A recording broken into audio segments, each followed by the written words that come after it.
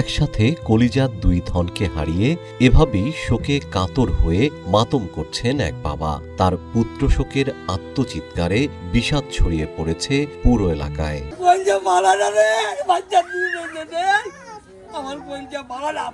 15 জুলাই বাংলাদেশ সময় রাত 2টার দিকে প্রাইভেট কারযোগে রিয়াদ থেকে জেদ্দা যাওয়ার পথে সড়ক দুর্ঘটনায় নিহত হন লক্ষ্মীপুরের চন্দ্রগঞ্জ ইউনিয়নের গণিপুর গ্রামের খলিফার বাড়ির বাসিন্দা আব্দুল মালেকের দুই ছেলে সজীব ও সুজন।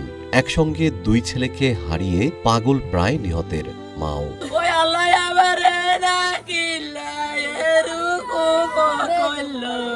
জীবন অবাক না করলে কে করবে? 28% মিল্ক ফ্যাটের অবাক করার সাথে ফ্রেশ মিল্ক পাউডার। জীবন অবাক করুক প্রতিদিন। নিহত সজীবের বয়স 29 এবং সুজনের বয়স 21 বছর। তাদের বাবা আব্দুল মালেক জানান, তারা দুই ভাই জেদ্দায় ব্যবসা করত।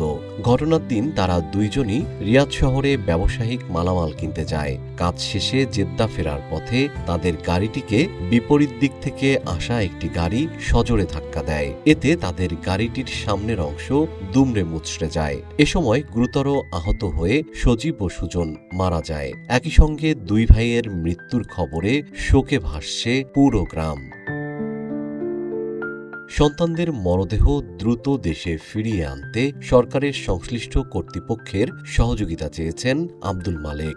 সরকারিভাবে যদি হারেন আপনারা, আমার দুই ছেলে আমার আনি আঙ্গুলে দাবাইছেন সরকারিভাবে, আপনার কাছে এইটার আবেদন পাবো।